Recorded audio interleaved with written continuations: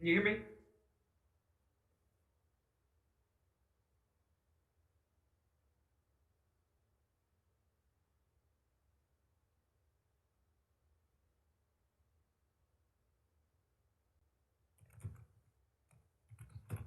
Ladies and gentlemen, thank you for attending the program.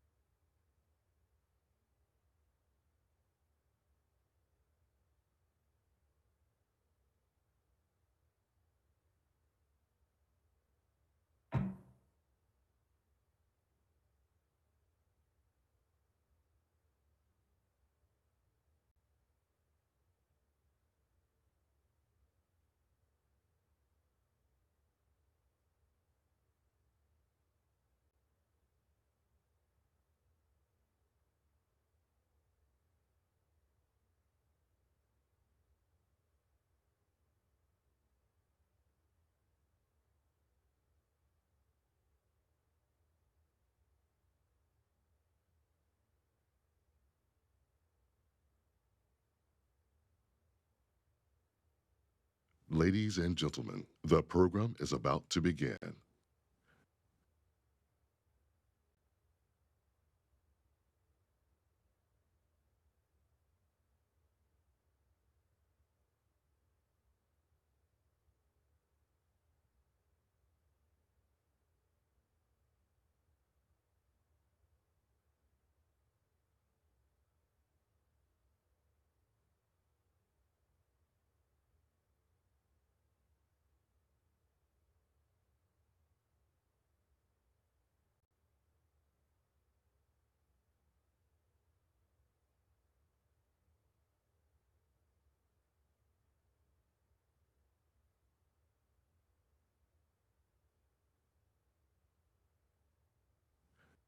Ladies and gentlemen, the program will begin in 5 minutes.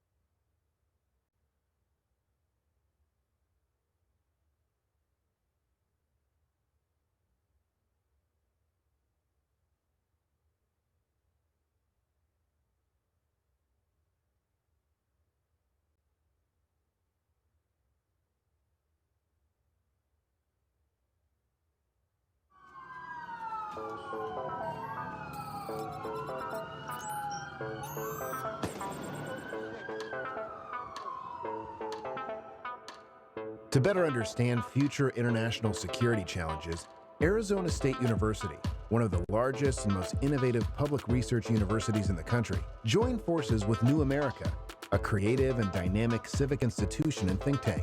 Our work together led to the creation 4 years ago of the online master's degree in global security.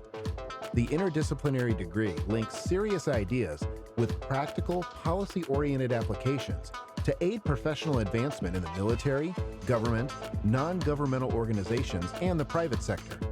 Students can pursue the security studies degree from anywhere in the world, study while working, and finish in a calendar year. What makes the Master of Arts in Global Security so valuable is our commitment to working closely with each of our students to help realize their goals, as well as our faculty who bring a wealth of intellectual and practical expertise to the program's diverse course offerings. To learn more about ASU's online global security degree, visit asuonline.asu.edu.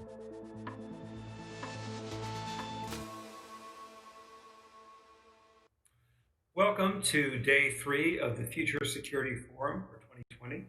We're going to begin today with some welcome remarks from Dr. Carol Evans, who's the Director of Strategic Studies Institute at the U.S. Army War College, which is the premier institute within the Army of the global strategic and national security research and analysis. She's got over 3 decades of experience in national security, including serving as the advisor to the Director of Central Intelligence, a technical advisor to the National Ground Intelligence Center, and an advisor to the Defense Science Board. We extend a special thank you to Dr. Evans and the SSI for being co-sponsors of the Future Security.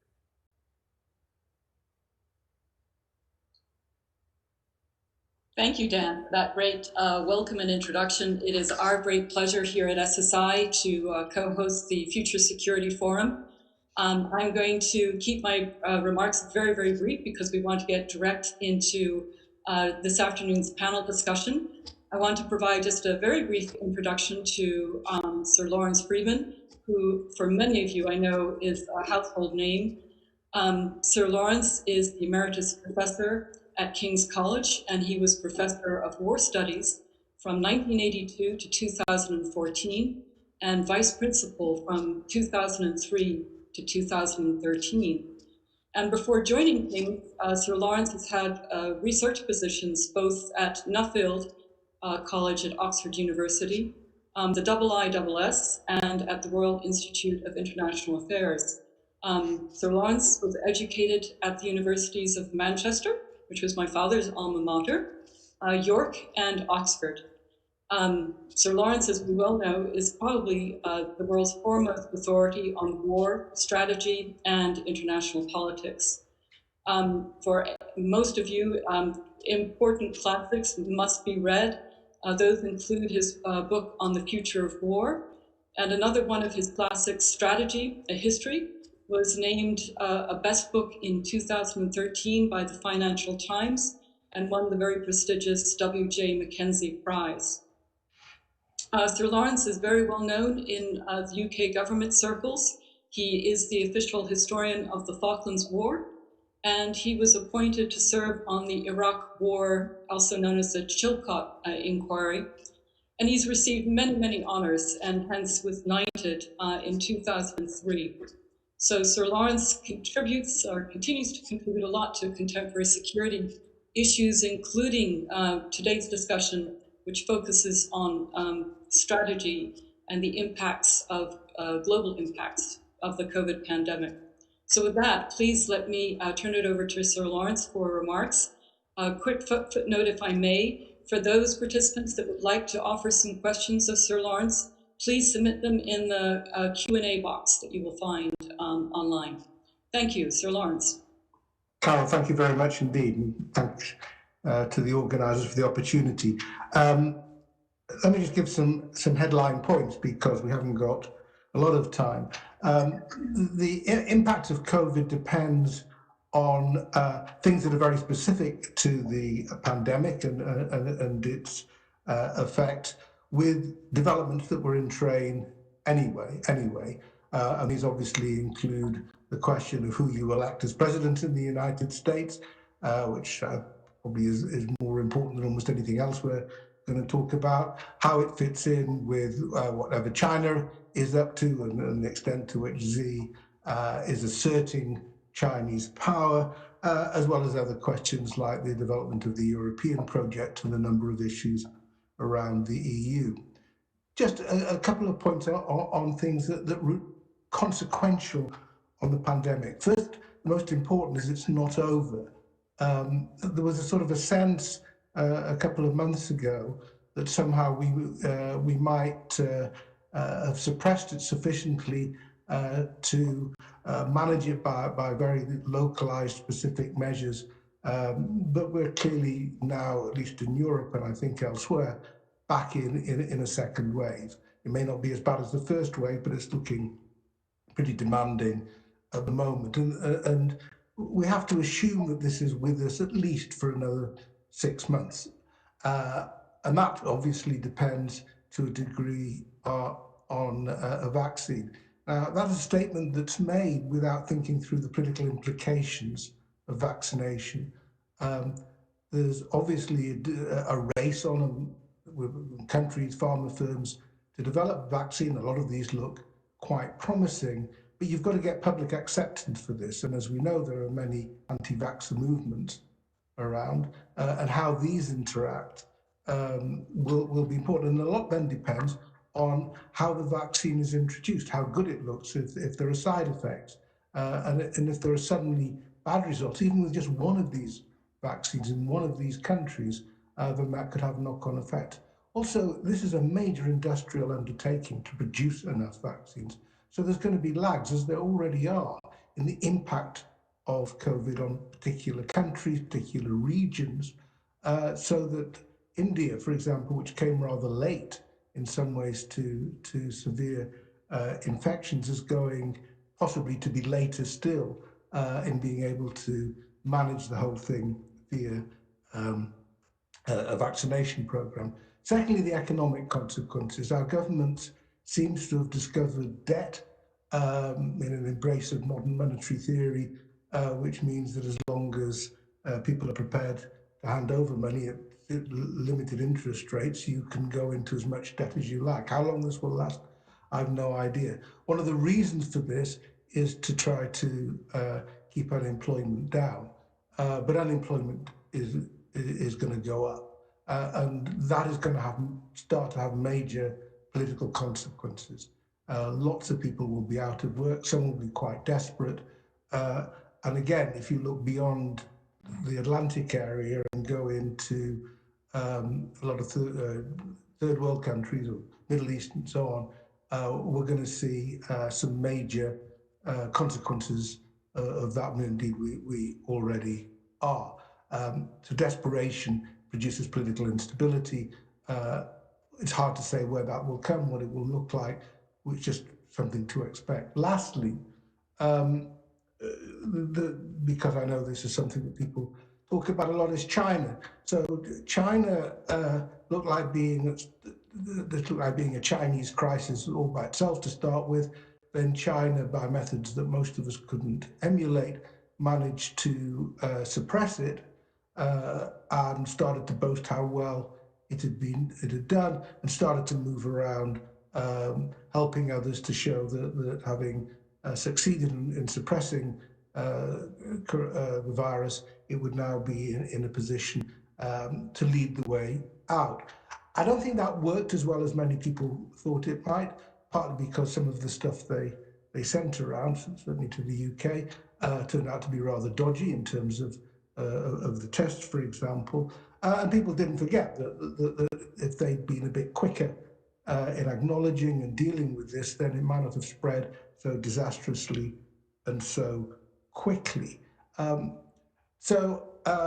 China doesn't seem to be suffering now as badly as others. So that raises a question of whether this somehow shows that authoritarian systems, a Chinese model, works better than others. I'd argue that if you look at South Korea and Taiwan, you could argue more that there's an East Asian model, I think born of the SARS experience, that is actually more impressive. A lot of authoritarian states haven't done particularly well with this. Also, you can see a determination not to be so dependent upon China in the future, for example, on supply chains. So I think that's an open question.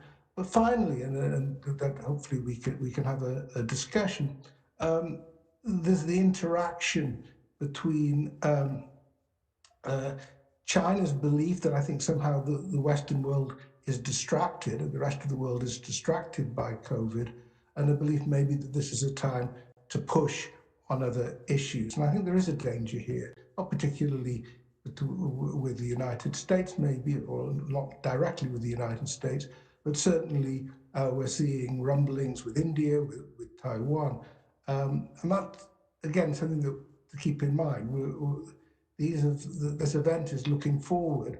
None of us looking forward in December last year imagined where we'd be this time this year. Events get you by surprise, and this has been a big one. There are events that are going to come up, whether it's a result of the assertiveness of China or political instability produced by COVID, that we can't anticipate. We don't know exactly where they'll be, but that is going to be what will mark the consequences of this as we move into the next year. I'll stop there, Carol, I think, and hopefully we've got a chance for some conversation. Great. I am waiting for some questions to come in, but while I have you, I thought if I may use my role as facilitator and ask maybe the first question. And that is, I'm very interested in your thoughts on the economic consequences. I mean, already I'm looking at our defense budgets in the US. I know we're pretty well secure for the next year, but we look into the 2022 timeframe and outwards, and we know for defense spending, that's absolutely coming down. There are mutterings from the Pentagon that we're going to have look at reduced budgets. I would imagine the same, of course, in the UK and elsewhere. I'm interested in your thoughts there on the impact of those cuts, and particularly when I look across potentially at the role of the Quad, where you mentioned India being a very important partner, particularly for the US and UK as a counterbalance in the Indian Ocean region. That she's been on a buying spree of quite a few major weapons systems, particularly from the United States. But are we going to be able to continue to bolster those kinds of defense spending and acquisition purchases, and what might be those impacts? I think it'll vary. I mean, oddly in the UK, we're just completing a major review. My expectation will be that defence spending will go up. I think that's partly because as a result of Brexit, the government wants to demonstrate that it hasn't just withdrawn into itself. So defence spending may go up. I think there's but in other countries, I would expect in many others in Europe, probably not France, but I don't think we're going to see the rise in German expenditure that the Americans have been demanding. Defence will continue to suffer. I think there's another slightly worrying question too as to the readiness of other European countries to assert themselves internationally. We've seen this in the Eastern Mediterranean at the moment, or with Belarus, where the EU's own divisions has meant that it's been very hard to get it to sort of think of itself as an international actor. So I think when you look at the various problems around the periphery of the EU, whether it's in the former Soviet Union or in the Middle East, North Africa, there's an awful lot of difficult issues to come, and it's not quite clear how it deals with that. Just perhaps a final note, I think although the UK is leaving the EU, I think what you will tend to see is Britain, France and Germany trying to work together precisely because of this limitation of the EU on issues like Iran and so on. But by and large, COVID has been so absorbing, so demanding of the bandwidth of governments that they have not been good at finding time for what's been going on in the rest of the world. Sure. It's going to be very, very interesting. This is a very tough arena right now. I'm again looking at some of the questions coming in. One of the aspects that you also touched upon, obviously, is China, and there are many ways we can think about the pandemic. And from a strategic point of view, the role of China.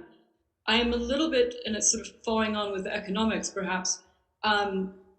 You mentioned the push on the part of the Chinese to use their response to COVID as a means of public diplomacy and raising their stature and image, which as you pointed out has been somewhat problematic.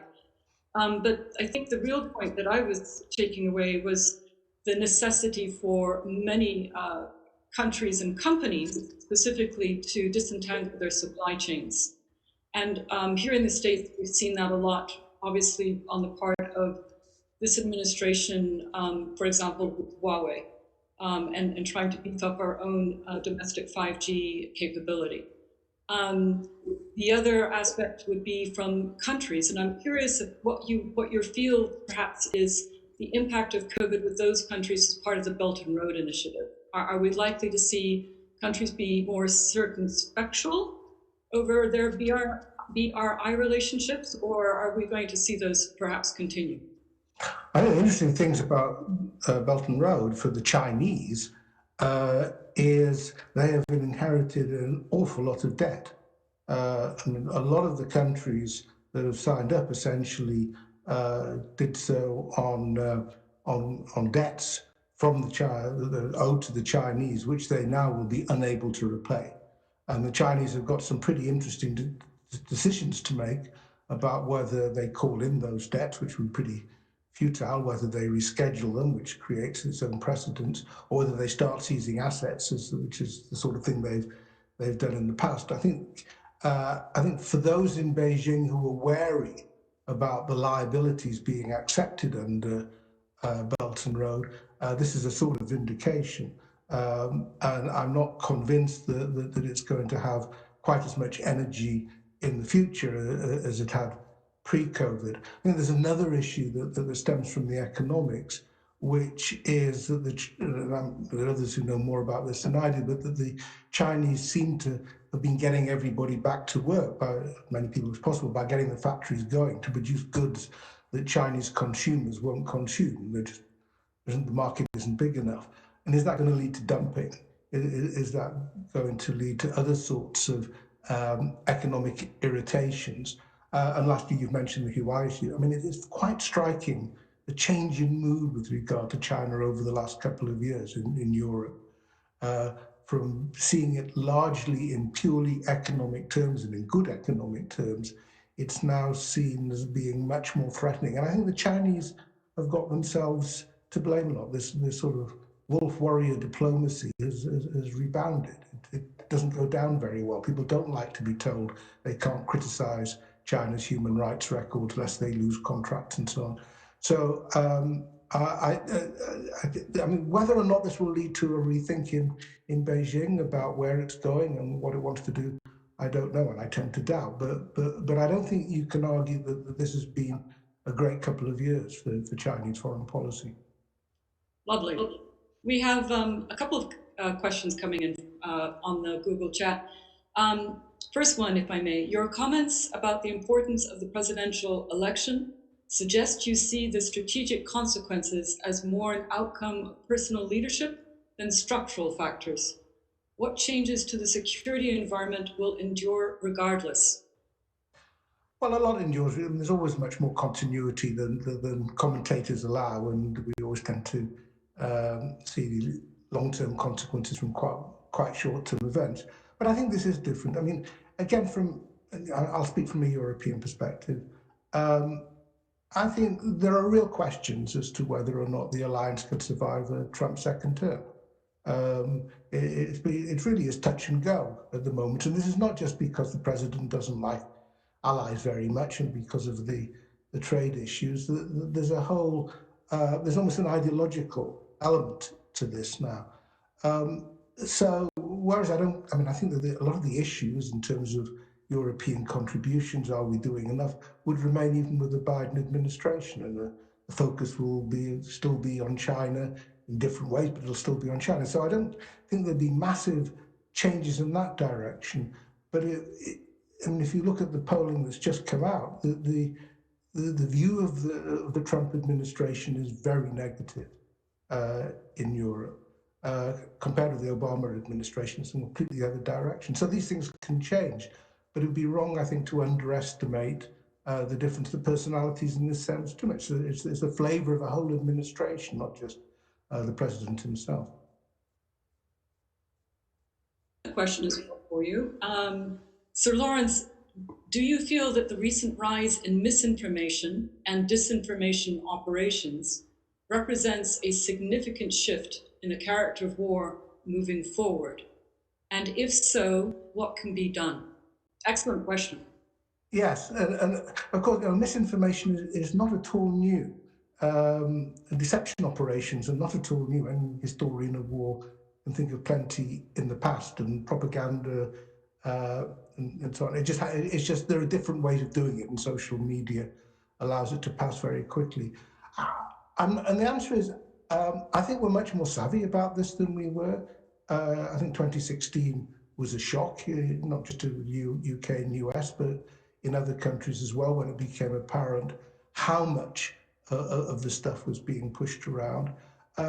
You can see it at work. I mean, anybody who's on social media can pick it out quite easily. And I think going back to something I spoke about right at the start, the vaccination issue is one where it wouldn't surprise me to start seeing lots of stuff going around, partly maybe just to discredit somebody else's vaccine in order to promote one's own. But you can already see quite a lot of that going on.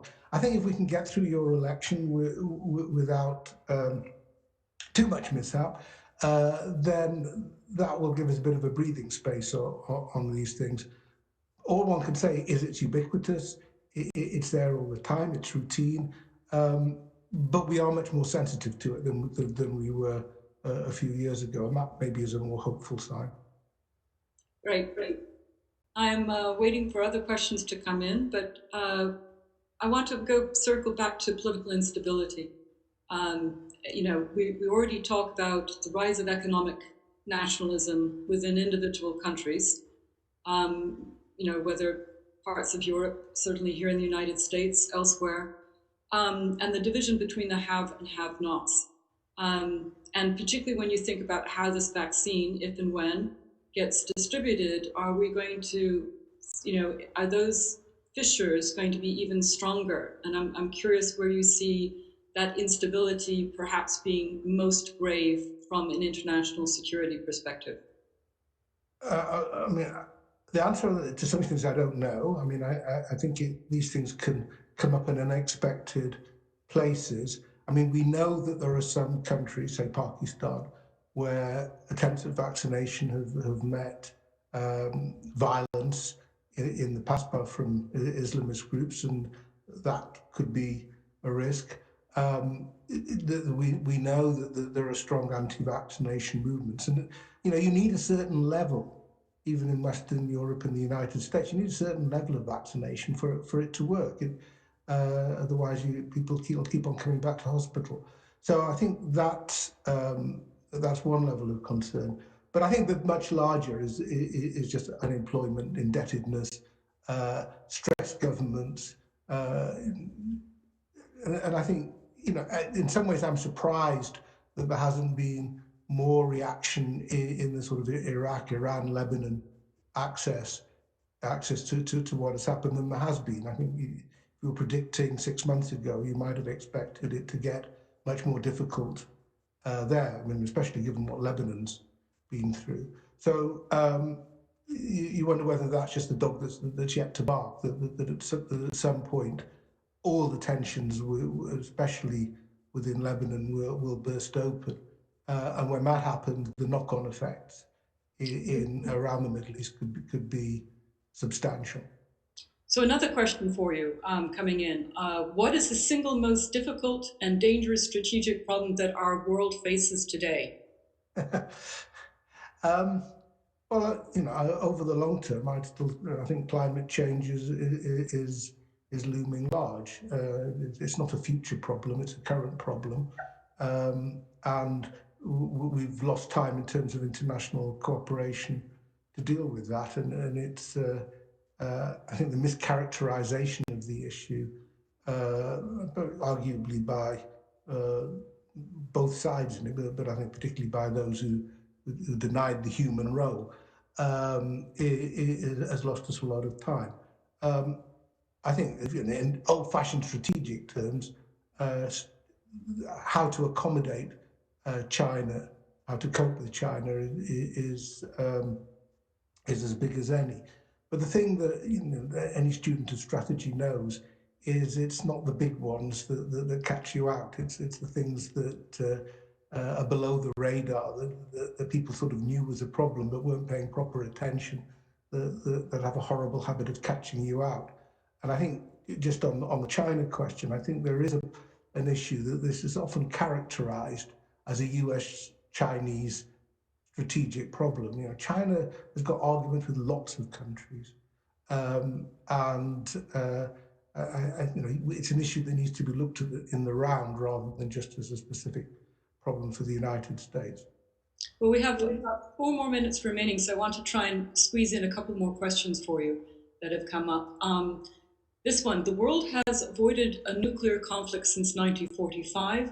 What is the likelihood that this record holds up for the next 75 years? It's a great question because it's like an airline that's got a perfect safety record. Do you go on that one because of its perfect safety record, or do you reckon it just can't last? I mean, it's too good to be true. I think my view is that we ought to be able to avoid a great power nuclear conflict. I can't think ahead 75 years, but certainly in the coming years. But the risks of a smaller scale one, so India, Pakistan being an obvious example, are very real. And the next administration, whoever is heading it, is still going to have the North Korean problem. So World War III, hopefully we can still avoid, but nuclear detonations, that's going to be harder. And I think we've got time for one more. Let's see. Sir Lawrence, does the West need a unifying grand strategy? Is this possible today in such a fractured, multipolar world? It's probably not possible. It's too complicated. I think there are certain themes that would be good if we could start to agree on, even if it's in some sort of G7 communique. But strategy is an active thing. It's about interaction with others who've got their own strategies. And I think, it comes back to the question of American leadership. I mean, if the United States is providing leadership up to, recent times, others would be inclined to follow and try to fit in at least. One of the striking things over the last few years, over the last year even, is the extent to which in seat on Iran in the US takes a position nobody follows. Now, I mean, that is quite a change. So if we're going to get a grand strategy, one way or the other, the United States has got to find a way of re-engaging with its allies. And then maybe we can recover some lost ground. I'll squeeze another one in then, and that is, we have a question. What is the most effective means of preventing the rise of autocratic nationalist regimes within democracies? Are there any lessons for us today? I think that'd probably be our concluding question. Listen to what people are saying, pay attention, don't dismiss concerns, don't patronize. But if we don't get our economics right, even if we do all the right things, then there'll be a lot of angry people around. Very good. And I think, I don't know if we're on time, if we're segueing into the next session. But if not, I'll continue then. Another further question was, should we redefine our definition of national security when you have 200,000 dead in the US? Do we need to rethink what national security means? Are we losing? I think most countries, pandemics have been part of national security strategy but I think they've been a bit marginal in national security. We haven't prepared for them, taken them seriously enough, but they've been there. If you look at the documents, you'll find pandemics mentioned. Sadly, in both our countries, the capacity to deal with that has been run down. So it's been in the documents, but not in the budget, and we're suffering accordingly. Well, it's the 1 o'clock hour, and I want to again thank you so much for presenting some important and very thoughtful discussion for us to take away. Good afternoon to everyone, and thanks again. Thank you.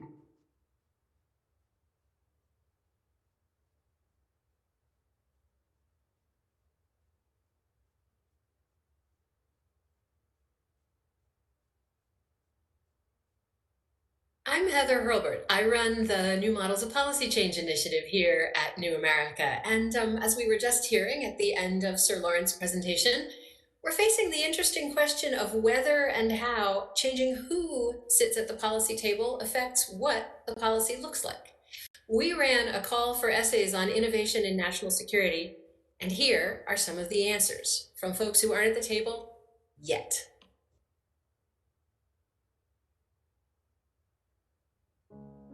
COVID-19, climate change, racial justice, weapons of mass destruction, extremist violence, high-tech revolution, human rights violations, great power rivalries, migration. U.S. security policy needs innovative responses to help us catch up to those and other challenges. At the same time, the way the United States makes security policy and who is at the table need to catch up to the realities of who our country is and who security is for. Earlier this year, the New Models of Policy Change initiative at New America's Political Reform Program issued a call for policy essays offering innovative approaches to U.S. national security. We received more than 100 submissions from across the U.S. and all over the world, from people with a range of backgrounds, employment, and life experiences. That's important, because we know innovation comes from putting a new lens on an old problem, like Philip Emeagwali, whose work on the first supercomputer was inspired by the way bees make honeycombs. Innovation comes from putting existing technologies to different uses, like the World War II Navajo code talkers, or the way space program research gave us microwave ovens, freeze-dried ice cream, and the super soaker. And innovation happens when we open the problem-solving table up to smart minds. Our essay authors had lots of ideas for ways to do U.S. security policy differently. They suggested that the United States teach more of its people mechanical engineering and the history of racism. They proposed turning plastic waste into currency and starting a next generation of nuclear arms control. They want to make American diplomats better listeners and state-of-the-art consumers of artificial intelligence. A committee of prominent advisors from think tanks, government, and academia review the top essays, blind. They chose several of the very best ideas to present to you here. My name is Margaret Bachman. I'm a senior in Princeton's School of Public and International Affairs, and my essay is called Holding the Line: The U.S. Role in Combating Information Warfare in Taiwan's Electoral System. My essay argues that information warfare in Taiwan represents a significant threat to U.S. interests in the Indo-Pacific, threatening the democratic system of a crucial U.S. partner. But it also represents an opportunity for the U.S. to invest in understanding Chinese tools of influence and to develop countermeasures before the tools are directed at American electoral systems. Combating Chinese information warfare should be a strategic priority in U.S. Indo-Pacific policy, and Taiwan represents the ideal focus for American engagement on this issue. Hi, my name is Chris Jackson, and I'm a graduate student at UC Berkeley. The title of my essay is Revamping Battery Storage Policies to Bolster U.S. National Security. So as the U.S. shifts towards more intermittent energy sources, such as solar and wind, it is increasingly reliant on battery energy storage technologies. And current reliance on foreign supply chains and manufacturing, coupled with a growing military need for reliable battery technology, should prompt leaders to consider this urgent issue through a national security lens. To this end, the U.S. should work to increase research and development of new battery technologies, spur investment in commercialization, and drive demand for domestic manufacturing. My name is Ishan Sharma, and I'm a Herbert Scoville Jr. Peace Fellow at the Federation of American Scientists. The piece I helped co-author, titled Defending Democracy or Despots, Don't Leave Artificial Intelligence Reform to Authoritarians. Our surveillance industry is broken and morally bankrupt, but it may become our saving grace in fighting digitally empowered authoritarians who are perhaps the gravest threat to a free world. Citizens should never have to guess who, where, or what is under surveillance. Governments need to answer these questions, likely through public reports and posted signs, before and after crime statistics, minority impact assessments, and express statements on the scope of data collection should become inherent features of the surveillance system. My name is Ronit Langer, and I'm also a Scoville Fellow at the Carnegie Endowment for International Peace. If we allow China to control the proliferation of AI surveillance, we risk the modern resurgence of authoritarianism finding permanence in recently digitizing, backsliding, and illiberal countries. America will only weaken in isolation. In contrast, by developing an ethical surveillance brand exported in moral lockstep, America can harmonize dissidents at home and abroad. I am hugely honored to be named one of the winners of New America's essay contest, and I'm also excited and grateful to have the chance to share my policy idea for an Asia-Pacific Risk Management Council.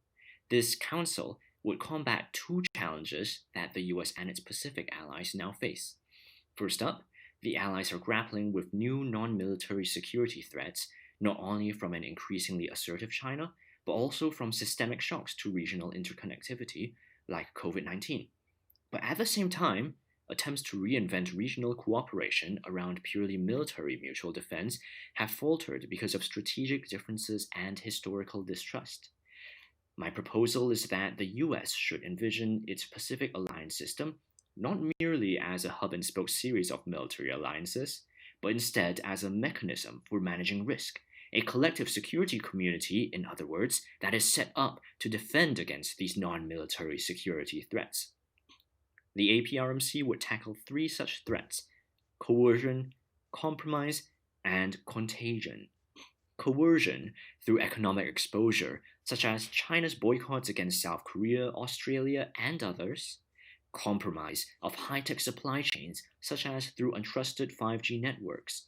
And contagion of systemic shocks like COVID-19 and ransomware that cut across multiple domains. APRMC member nations would cooperate at the ministerial and agency-to-agency level, but they would also develop a network of centers of excellence, modeled after NATO's own, that tap private sector and civil society expertise. By protecting member countries against coercion, compromise, and contagion, the APRMC offers a chance to rethink the security of the Asia-Pacific, modernizing the US's Pacific alliance system for the new threats of the 21st century.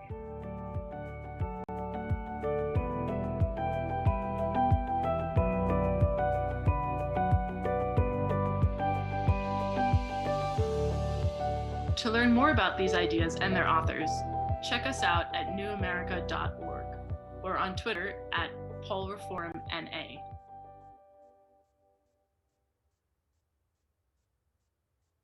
Now we'll hear from Mara Wiesendahl on how does Chinese espionage work. Mara Wiesendahl is an investigative reporter with The Intercept and the author of The Scientist and the Spy, True Story of China, the FBI, and Industrial Espionage. It's a book that she worked on when she was a 2017 New America Eric and Wendy Schmidt fellow. She writes for The Atlantic, New York Times, Scientific American, Wired, and other publications. And her first book, Unnatural Selection, is a finalist for the Pulitzer Prize.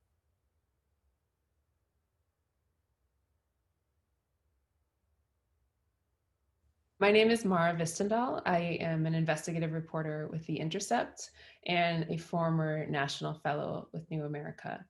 I'm also the author of The Scientist and the Spy, a true story of China, the FBI, and industrial espionage. This was a just massive and very colorful story. It involved car chases, surveillance, using airplanes, airport busts. And so I was immediately intrigued. The issue in the case was that a man named Robert Moore had been charged with stealing hybrid corn seed from Monsanto and DuPont Pioneer, as the seed companies were then called, and smuggling the seed back to China at one point in microwave popcorn boxes. And then a company there called DVN tried to reverse engineer the seed and jumpstart its research operation. So this was a trade secrets theft investigation. So the story is told from 3 different perspectives. I went and retraced the steps that the FBI took in investigating the case, following a lead agent named Mark Betton from the FBI's Des Moines field office. I also spent a lot of time talking to the man who's sort of the anti-hero in the book, Robert Moore, and trying to recreate his role in what happened and get inside his head a bit and figure out what his motivation was in spending, these many years trying to steal corn seed.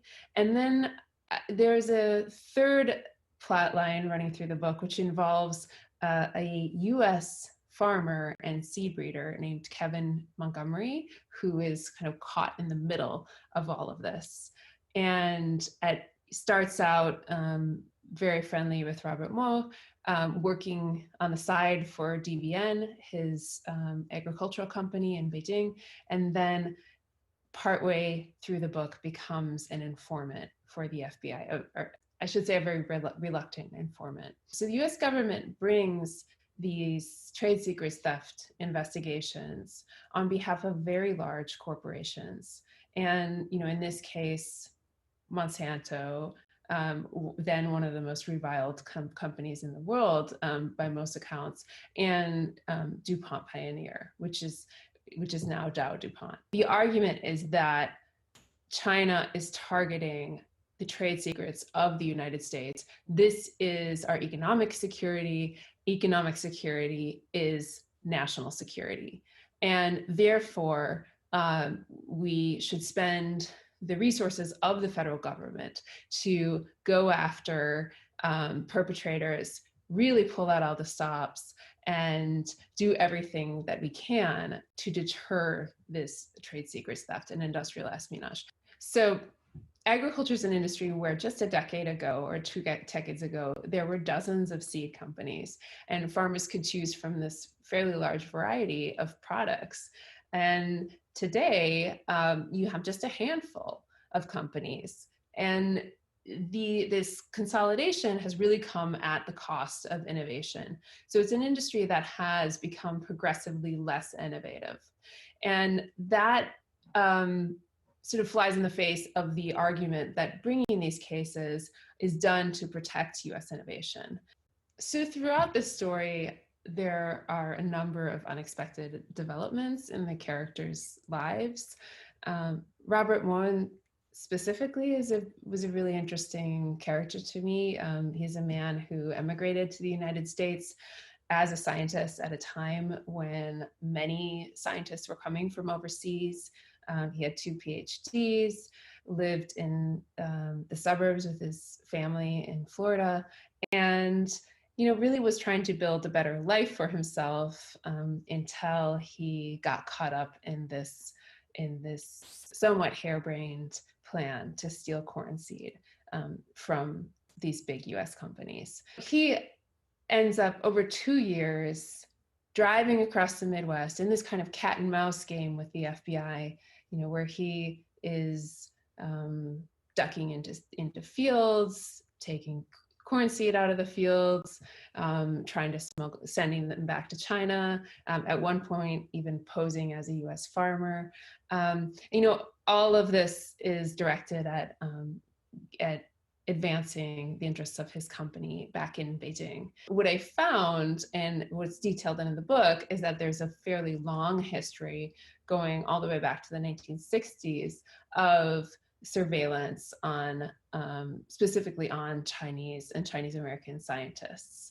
And this is an issue that I try to get at through a story that is told in the style of a thriller, I did not want it to be a dry narrative at all. But I did want to leave the reader with some of these deeper and more lasting questions about U.S. policy and about the U.S. relationship with China.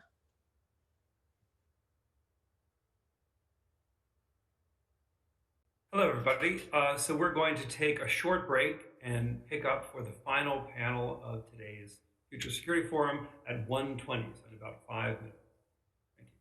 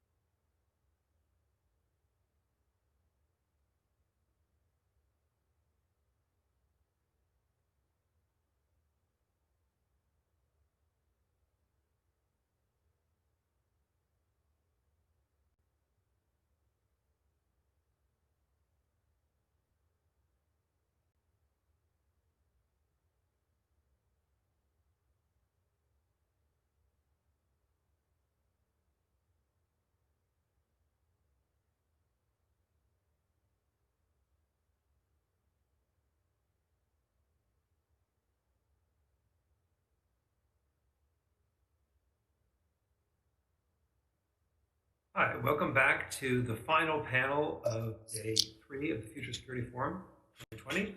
Our final panel is entitled U.S.-China Post-COVID-19 Is Conflict Inevitable? And it's moderated by Colonel Frank Stanko, who is Deputy Commander of Support of the 1st Armored Division at Fort Bliss. And in 2020, he was the Chief of Staff of the Army Senior Fellow at New America, where he also guest lectured with us here at Arizona State University and mentored several student researchers. His active Army career spans more than 25 years. He served as the strategic, operational, and tactical level units across the States, Europe, Korea, Central America. He's commanded during 3 of his 4 combat deployments to Iraq and Afghanistan. And here's the floor.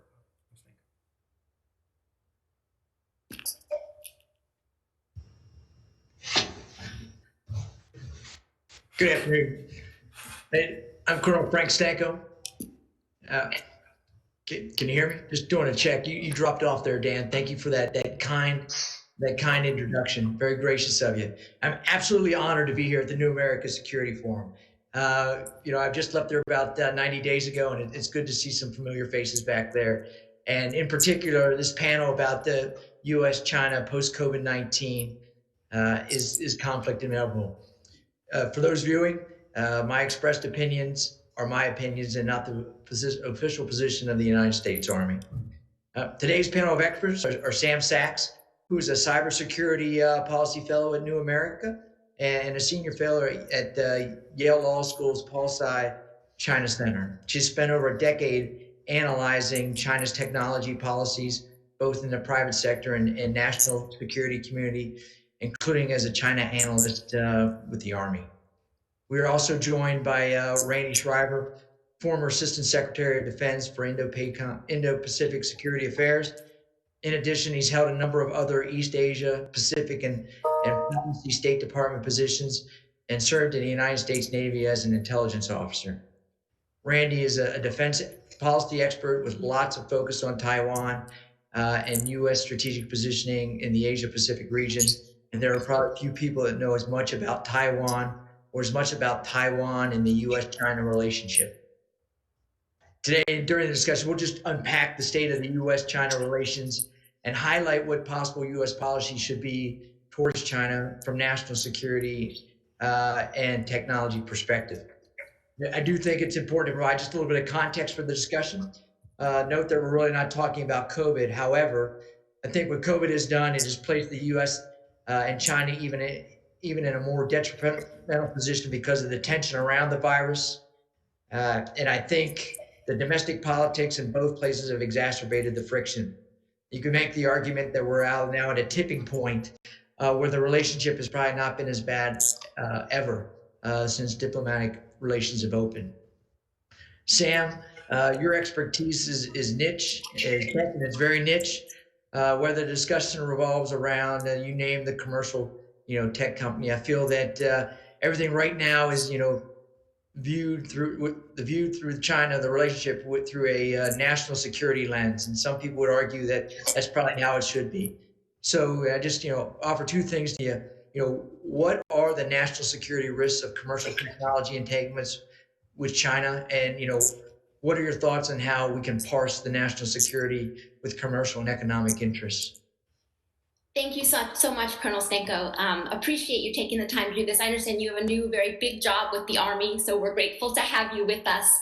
And it's an honor to be on a virtual panel alongside Randy as well. Randy was one of my earliest mentors when I first dipped a toe in the water of US-China tech relationship, and actually took me on my first trip to Taiwan almost a decade ago.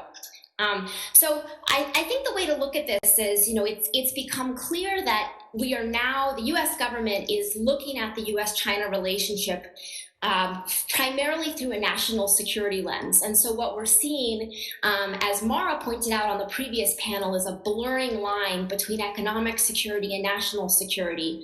And I would argue in the technology space specifically, that line also blurs in terms of how we think about concepts of privacy as well as traditional cybersecurity.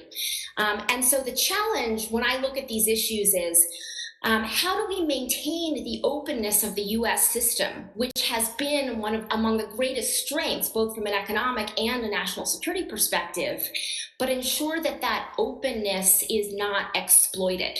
Is that even possible, right? So it's sort of thinking about where are we putting the guardrails to create a more resilient openness? And are we putting those guardrails in the right places as we think about the host of issues under that blanket term of technology, whether we're talking about how data flows across borders, global supply chains, and thinking about things like semiconductor supply chains, talent, capital flows, as well as governance and standards around these new technologies. And I think that in order to do this in the smart way, in some areas, we will need to close off and very tactically close off in order to preserve openness in a more secure fashion in other areas.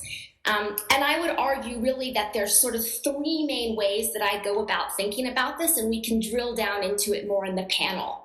The first is around data. This has obviously come to the fore in this ongoing saga around TikTok. I think that not all data has the same levels of sensitivity, and we need to be very targeted about where do we draw national security lines when it comes to data flows, where are cross-border data flows actually in US economic and security interests. The second area is around export controls. Where do we need to put sovereign borders around certain kinds of technologies? And I have some concrete ideas about how to do that, but we're right now in the process of overhauling an export control regime, which I think rightly had loopholes which had been exploited. And the question is, again, how do we do this in a smart way that doesn't come back to shoot, so we're not shooting ourselves in the foot? And the third is to think about areas that traditionally haven't been regulated, haven't had government restrictions. So open academic basic research. Where do we think about the lines, both in terms of researchers and scientists? I'd argue, in building again on Mara's excellent book, The Scientist and the Spy, we are very much in a moment of xenophobia and racism, where Chinese researchers and scientists, I think, are in a very hostile environment. And are we going about that in a smart way? But also, where are there legitimate law enforcement and national security areas? And then from an ethical standpoint, how do we think about open research collaboration on technologies, dual-use technologies like artificial intelligence, where we know that those are technologies that are being deployed in very troubling ways in China, most notably in Xinjiang, where you're having mass incarceration of Muslim minorities there. So those would be the broad buckets that I think we need to have a smart US strategy around, where to open up and where to close off. And I look forward to the discussion. Thanks, Sam. And so, and Randy, just going to your area of expertise. So, China has already been named a strategic competitor and a top priority in our strategic documents, whether it's the national defense document or national security strategy in this era of new, great power competition. And with the administration's policy of a free and open Indo-Pacific concept, are there opportunities the U.S. can leverage from the impacts of COVID? Yeah, well, thank you, Colonel. Good to be with you, and Sam, great to be with you. Very kind of you to refer to me as a mentor, but one of the most gratifying things in professional life is when student surpasses teacher, and just really proud of the work Sam continues to do. So I think there are opportunities. At one point, it might have been a reasonable expectation that COVID could have been an inflection point in the other direction, that we would have sought new ground for collaboration. We would have seen greater shared interests in combating the pandemic and taking a more collaborative approach. But it's clear now that it really acted more as an accelerant to the United States' effort to adopt a more competitive posture. So I think right now the opportunity is for us to continue to demonstrate to partners and allies the kind of regime this is, how irresponsible their behavior can be, and how that doesn't just affect the people of the People's Republic of China, but can affect the region and, in fact, the whole globe. So leveraging those very legitimate concerns and talking about how we can build partnership around not containing or combating China, but to support and promote the free and open qualities of the Indo-Pacific. So all things we've worked on, trying to strengthen sovereignty for all countries, no matter their size, trying to support international law and norms, trying to persuade countries to pursue peaceful means of dispute resolution and the like. I think China's response to the coronavirus is really putting a spotlight on what kind of actor they are going to be in regional affairs, and their response is not really pivoted in any way to think that they'll be more responsible and supportive of countries in the region. So I think this opportunity is still there for us, including with emerging partners. You know, we have a lot of very strong historic alliances, certainly 5 treaty allies in the Asia-Pacific region, but we have these important emerging partners like Vietnam and Indonesia and India, countries that the Obama administration did a terrific job investing in, but now our opportunity is to take that even further and build closer, tighter partnerships. So not COVID alone, but certainly informed by COVID, we have these opportunities to strengthen relations, to really try to promote and secure the free and open qualities of the region that we want. Thanks, Randy. Appreciate those insights. And so, Sam, if I pull the thread a little bit about, where do we draw the line? And, how do I weave in together, Randy's comments and your comments? So if we go to decoupling, and so how does decoupling impact, your space of tech? It's so intertangled.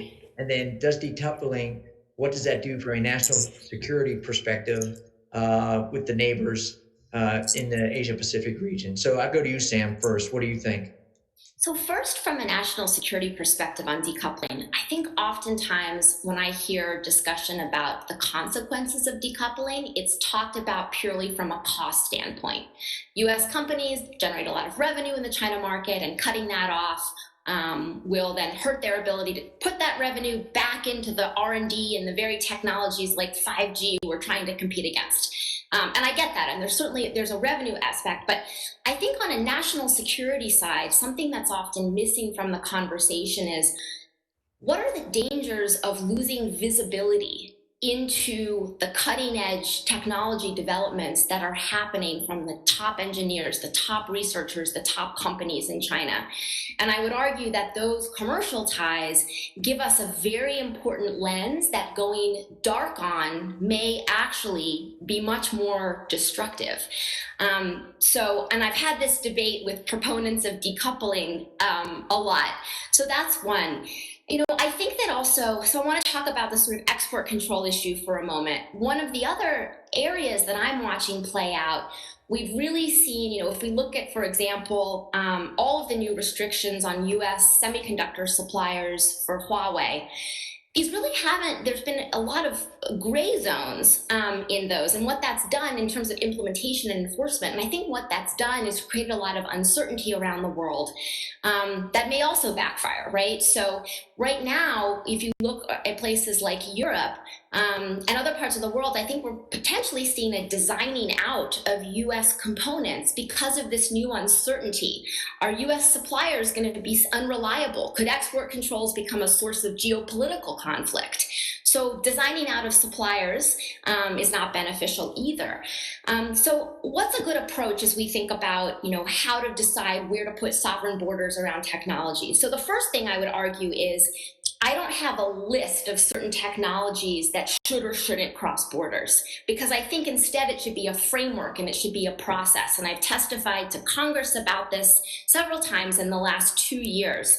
The first is, where does the US truly where is there truly a scarcity and of knowledge and expertise on something? Where is the US truly ahead of the curve? There's a real sort of cutting edge gap there. What is truly essential to the US military, not just what is used by the military, but what is essential. And then last, this needs to be an ongoing process where you have industry and government experts on specific kinds of technologies coming together and regularly updating it and thinking through critically what this looks like. Because I think, absent that, we're going to end up in a period of sort of stagnation. And I think the Commerce Department is trying to put forward these new controls controls around emerging and foundational technologies, and we haven't really seen a lot of forward momentum on that. And this might be a good way to sort of kickstart that process. No, thanks, Sam. So Randy, I'm just continuing along that line. What do you think for the decoupling? The policy position of the White House and where it's going, and what kind of support does it have, and how do you see that from your lens? Yeah, well, the current White House is very keen to do, I guess, what I would call targeted decoupling or smart decoupling. Certainly, you'll find proponents for something more aggressive and more robust, but I think the center of gravity is decoupling in a sort of more complete and comprehensive way.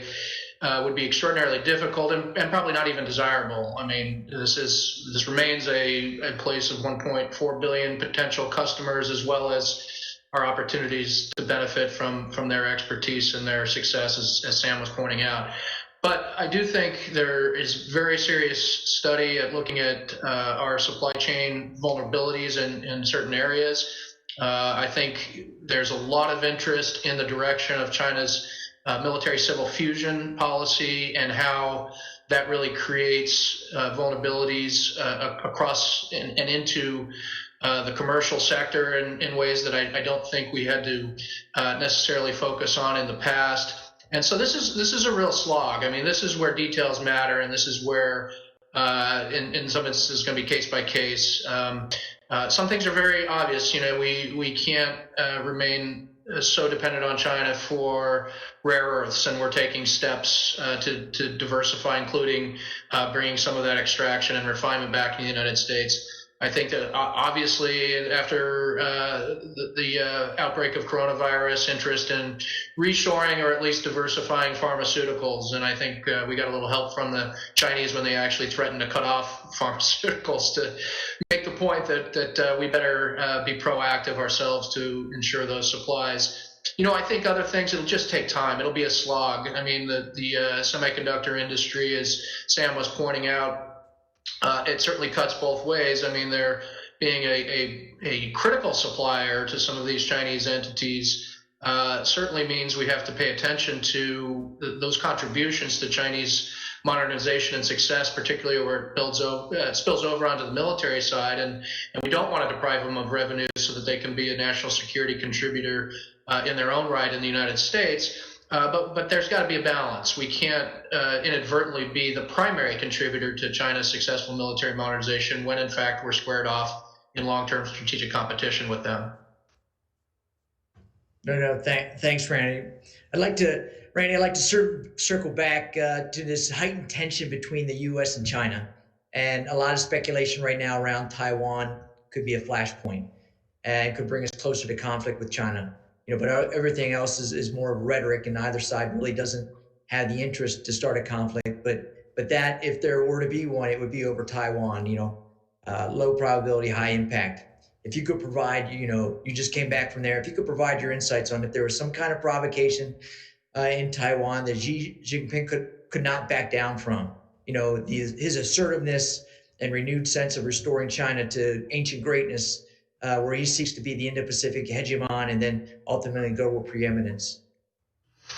Yeah, well, it's certainly the case that tensions are rising and the risks I think are growing greater, and that's primarily because of Xi Jinping's vision that great national rejuvenation can't occur without completing the unification, his view that perhaps time is not on their side, leaving Taiwan to its own devices. So I think there are some growing risks. I think that the good news is Taiwan is a successful place.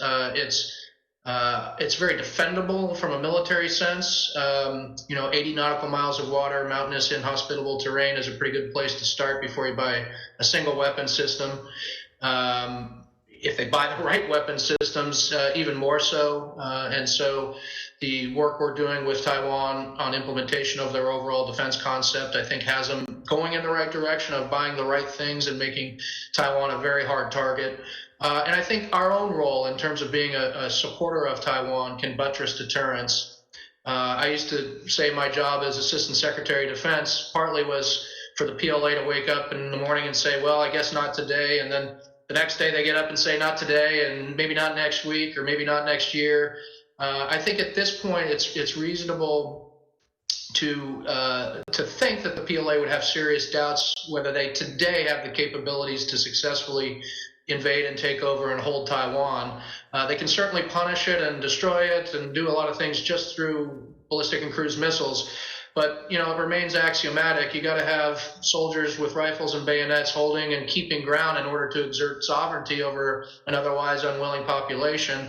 And that remains the long pole in the tent, is their strategic lift, how they get enough people across the strait, either by amphibious means or by aircraft. And I think there's a lot we can do to complicate that, or at least create enough uncertainty of their success that we can maintain that deterrence. No, thanks, Randy. And so I would say that, you know, there's a lot to be said by moving together, whether in policy, you know, for national strategy and how we deal with technology. Do we think that messaging is moving out in unison, or is it kind of bifurcated? What we're doing on the policy area is not really moving into the technology piece. Sam, what do you think? Everybody's kind of moving out in the same direction, or is it kind of stovepipe?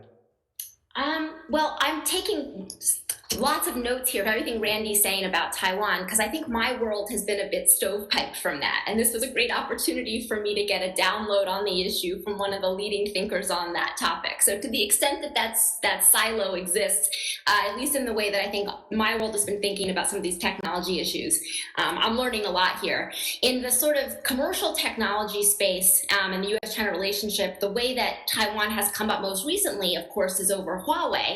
And most recently in May, the amendment to the Foreign Direct Product Rule by the Commerce Department, which essentially cuts off Huawei from its lifeline of Taiwan semiconductor manufacturing, TSMC, which to date, I think, has been one of the most significant moves that the US government has made to bringing Huawei to its knees, because TSMC is the lifeline. If Huawei cannot rely directly on US semiconductor companies, and they rely on their own internal chip division, HiSilicon, they need TSMC to do that. So I think that's where Taiwan figures really prominently into these issues. I do think it's fascinating, though, if we look at what the Chinese response has been to date, even this move, cutting off Huawei from TSMC, where Xi Jinping sees Taiwan as part of China, we still have not seen a retaliatory response from the Chinese government. And I think that that's significant and probably worth some unpacking what's going on there. We know that over the weekend, for example, China issued regulations on an unreliable entities list, which would, if activated, name potentially a dozen US firms for direct retaliation in China. We'll see if they do it. I think they're really waiting to find out what the next US action is going to be. Because from my perspective, and this does go back to COVID, the Chinese government faces enormous economic pressure right now. And so I think they've been hesitant to push too hard on the US business community in terms of retaliation. And that may have been one of the most, an important driver for why we haven't seen a strong response yet from Beijing. No, thanks, Sam. I appreciate it. Hey, so we're getting a lot of questions here. So I'm gonna kind of turn some questions over, and this one is for Randy. There's a lot of discussion generally on the question of proxy warfare. Where does the use of surrogates or proxy warfare fit into the Chinese strategy and its interactions with the U.S.? I'm sorry, could you repeat that question? There's a lot of discussions generally with the questions of proxy warfare. Where does the use of surrogates or proxies fit in Chinese strategy and the interactions with the U.S.? Well, I don't. The way I think we traditionally think of proxy warfare, the way we saw it play out in the Cold War, where there were genuine client states and very committed partners to both the United States and the Soviet Union. I don't think we quite see that. I think we see China looking at the periphery and looking at the region and trying to find where they can exert influence. And in some cases, that is going to be trying to leverage the relationships they have. And I'm thinking about in South Asia, their relationship with Pakistan and what ultimately that might mean as their tensions with India play out. But, if you look at the Indo-Pacific, China's best relationships are about as good as our worst. They don't have allies and partners and supporters the way we do. It's really our great asymmetrical advantage is having allies. They've got, if I gave you my list, it might include Cambodia, Laos, I'm not even sure North Korea. They're not particularly fond of the Chinese, although they find themselves in I guess, a historic legacy lips and teeth relationship.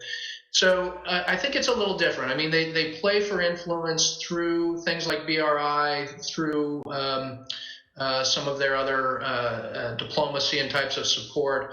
But they don't quite have the same approach that I think we saw, for example, from the Soviet Union in the Cold War, if I understand the question correctly. So this is for both of you. Thanks, Randy. This is for both of you. How do you all view on the come down on the question of the Chinese cover up over COVID? Was this mainly at the local level in Wuhan or only early in a pandemic, or was there a larger cover up at the national CCP level? Sam, go ahead. I think this is one where there's been a lot of really good scholarship trying to retrace exactly what happened. I think the Congressional Research Service, CRS, issued a phenomenal study of this, and I would point our audience members to that report. I think so far that has been the most comprehensive study looking day by day of what exactly went down. I think I learned that on January 3rd was when Dr. Lee, the hero doctor that died of COVID and was one of the early, first whistleblower. On January 3rd, he was in police custody, I believe, writing a self-criticism for trying to raise awareness of what was going on in his hospital. January 3rd, I got off an airplane in Zhuhai. And so it's sort of mind-blowing to know that I was there as this was all going down. I will say, though, that as both sides play the blame game, something really important to keep in mind, no matter what we piece together about what went down in China, did the Chinese government, either at the local or the central level, suppress information in a crucial early window when it could have been massively impactful on a global scale? Yes. Is China to blame for the 200,000 deaths in the United States and a US economy at its knees? No. The first official case in the US was the same day as the first official case in South Korea. Let's compare the numbers in all of these countries. And I think that one of the reasons why we have seen an acceleration in ramping up the sort of Chinese virus, Wuhan virus rhetoric as we head into an election is a naked attempt to shift blame onto China. And so let's not get distracted by these appeals to what happened in Wuhan in the early days. Yes, the Chinese government censorship regime absolutely needs to be held accountable for that. But it does not explain the 200,000 deaths because of the failure of leadership here in the United States. No, thanks, Sam. And Randy, over to you on that.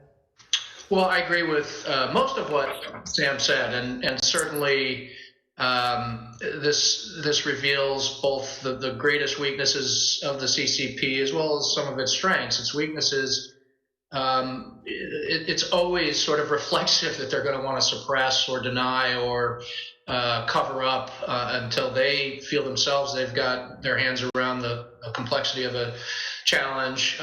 Its strengths, it can lock down. Boy, they can lock down in ways that we can't, and we've certainly proven that. But I do think it's important to continue to focus on and China as a perpetrator here, because this isn't the first time they've failed us in terms of containing a pandemic. And if we don't continue to hold their feet to the fire and continue to have other countries join us in pressuring them to investigate Australia has gotten themselves into all kinds of political trouble with China for Scott Morrison merely calling for an investigation of the early outbreak by trusted authorities. We've seen it with SARS, with avian flu. If we don't continue to hold their feet to the fire, this will be repeated. And that's why I think I understand Sam's point about the 200,000 Americans, but we need to also play this for a longer term opportunity to try to prevent these things from happening in the future. Thank you, Randy. Okay, so the second part of the panel's title is conflict inevitable, and many experts believe that severe conflict is inevitable between China and the U.S. So, Randy, to you, is that true? And then to Sam, can technology cooperation help with this, or is it too late? I don't think conflict is inevitable, and I think there's broad appreciation on both sides for the potential costs associated with that, to nuclear armed states, to large standing militaries, etc. So it's certainly something that we should both be working hard to avoid. And as much attention we got for our competitive posture vis-a-vis China, I'll tell you, I spent an awful lot of time with the PLA. I supported my leadership in engaging the PLA. There's still much energy and effort going in to try to reduce risk and try to keep the operating environment safe so we don't have an unintended incident or accident that would then escalate. Certainly risks are growing though, and that's we already discussed Taiwan, but there's certainly other flashpoints: the East China Sea, the South China Sea, the border with India. So I think it's important to compete, but compete smartly and so that the environment remains benign. And I think that's achievable. I think we can do that, and it's something we're going to have to remain committed to, because falling off that, we understand we would cede an awful lot of ground to the Chinese, not only literal ground and territory, but the free and open qualities that we all benefit from in the region.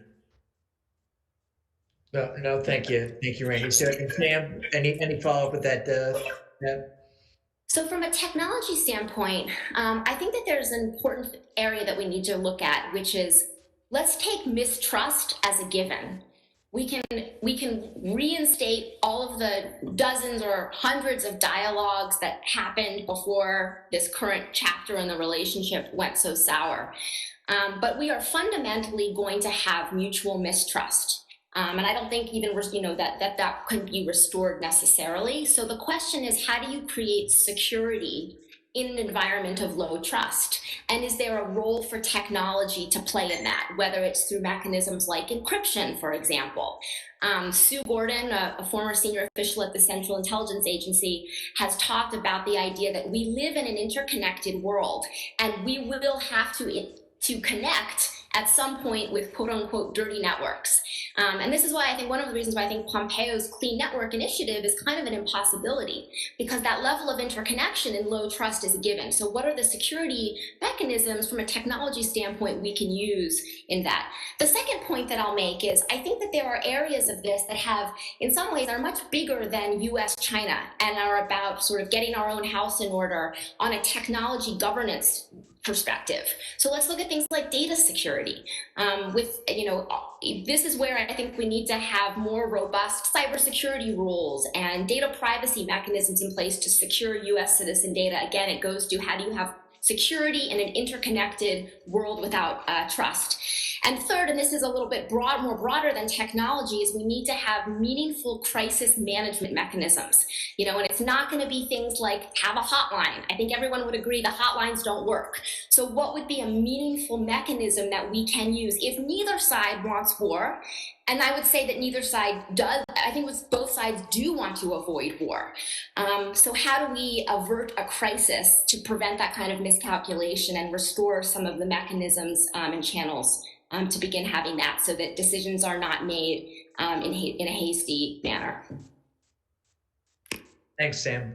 Well said. So if we talk about the overall theme of the forum, the Future Security Forum, the policy landscape is complex and it has changed dramatically, Randy, since you started, and so has the technology landscape. And now they're merging together, and where the digital battle space is meeting the physical battle space, and creating a new battlefield. And so, from your perspective, is our policy and our national security documents, are they really addressing it to get after it, or is there a gap there? And then, and Sam, what do you think about this new battle space? So I'll turn it over to Randy first.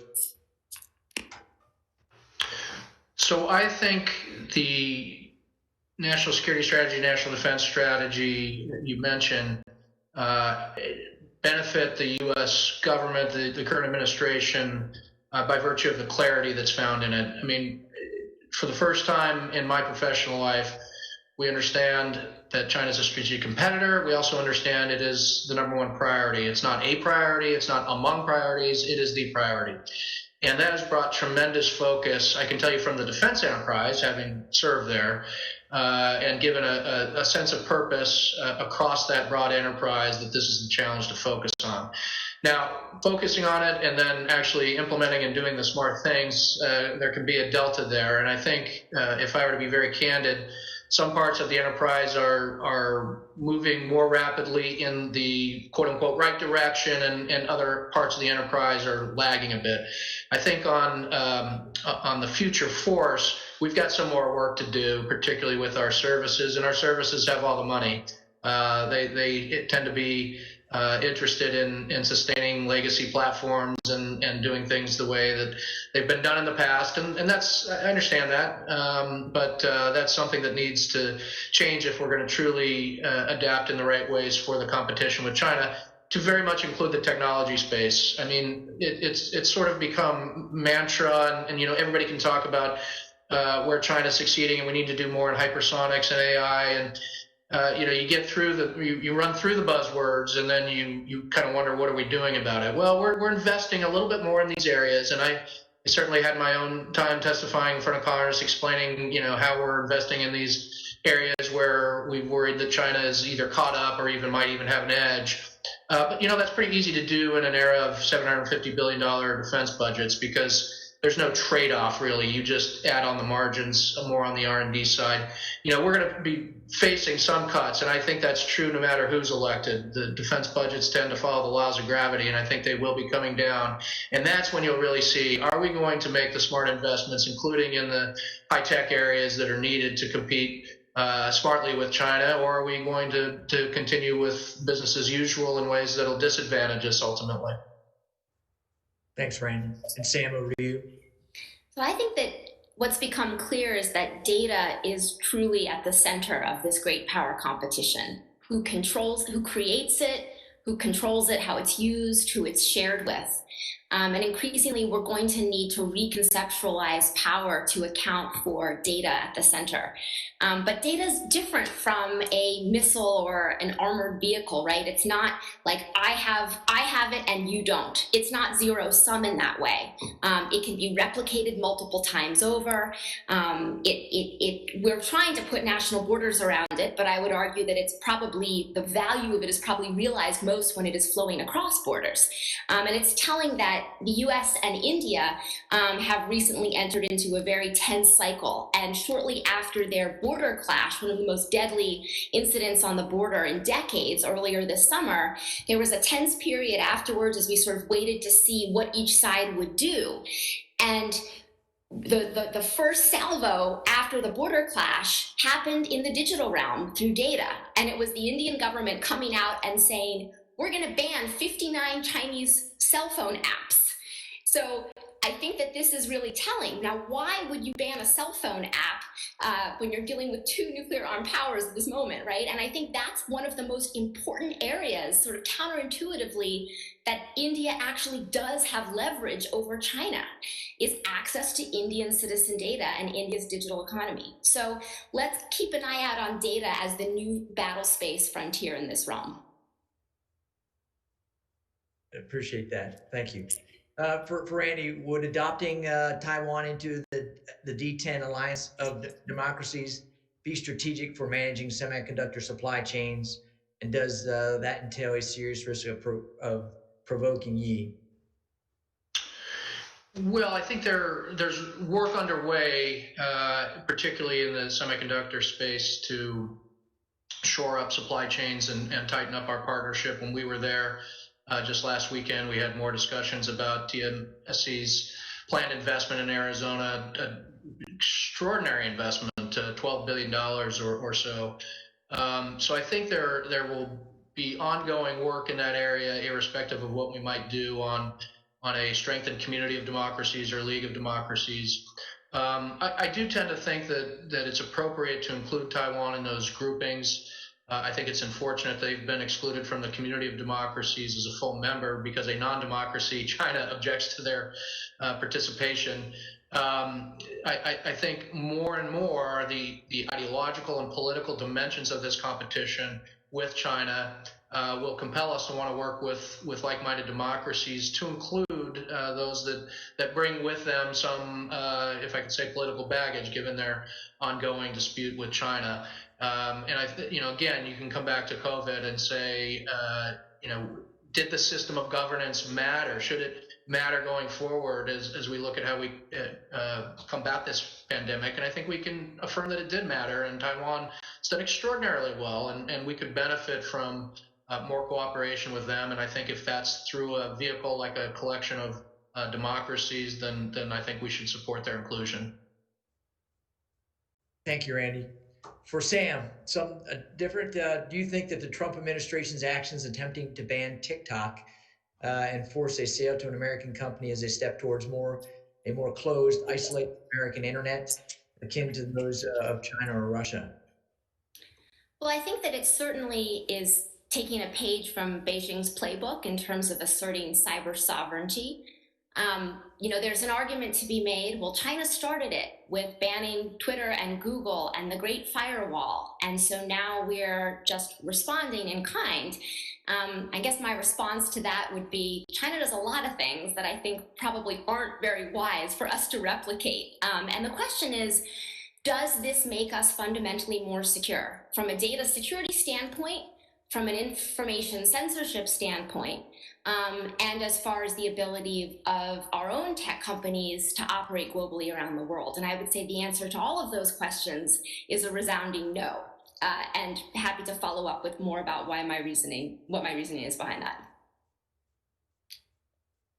So we have just a short time left.